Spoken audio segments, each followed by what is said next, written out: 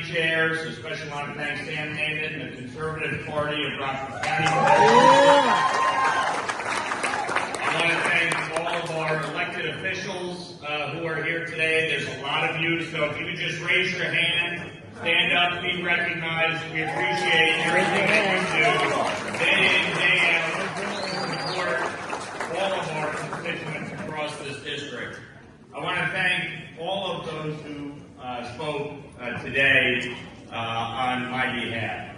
Really, I'm humbled by your words, by your support, and really appreciate that you guys are here to offer those words, because I can tell you, 3 years into this, it ain't easy. Nope. It ain't easy, and you can't do it alone. You need a team, you need support, and you need people who are going to be standing there right in the breach with you. And all of you are here today to do just that. So thank you very much for everybody being here.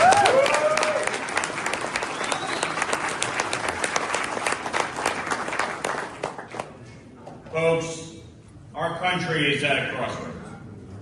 And the men and women who sit in the House, you can choose someone who has consistently been rated as one of the most bipartisan and effective members of Congress, someone who has demonstrated a willingness to challenge his own party and even the president in order to get things done for the people that he represents, someone who gets results. Or we can elect an out-of-touch and your taxes and returning to open border and sky-high inflation policies.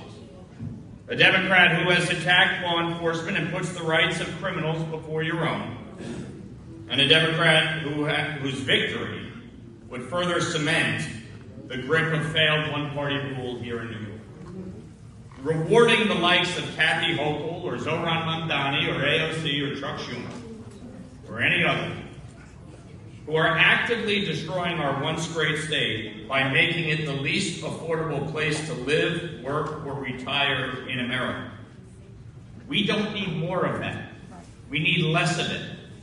We need more common sense in Washington and fewer elected Democrats statewide in New York, and that's why we need to elect Bruce Blakeman as our next governor.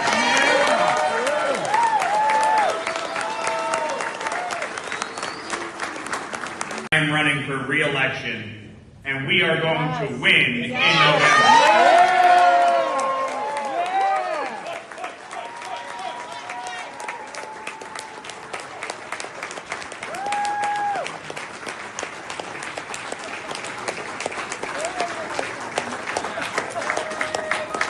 Now, there's currently 5. It was 6 until a few days ago, but there's 5 opponents running in the Democratic primary, all vying to face me in November. And there are a few things they have in common. One, their ideas are radical and extreme. Folks, these aren't your grandparents' Democrats. The Democratic Party of JFK and Truman, heck, even Bill Clinton, is dead. And it's been replaced by increasingly socialist party of Mamdani and AOC. They talk about affordability and the cost of living, but every single one of them is opposed to the working family's tax cut, which saves the average Hudson Valley family over $4,000 this year alone.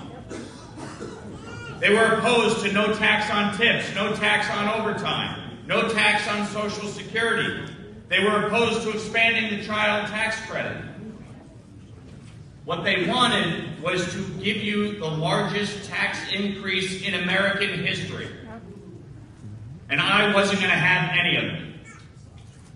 We fought and fought and fought, and we delivered the single largest tax cut in American history.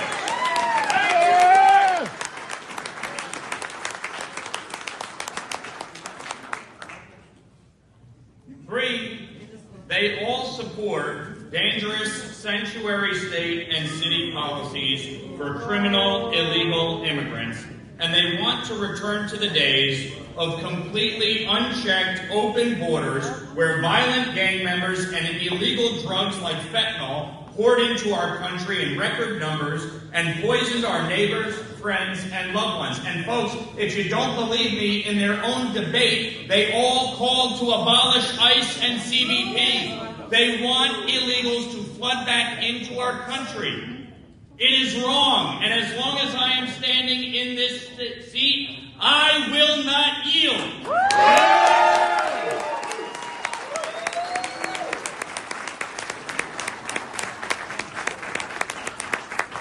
We have seen the murder rate plummet to the lowest level since 1900. Yes. Why? Because we back the blue and support enforcing the rule of law.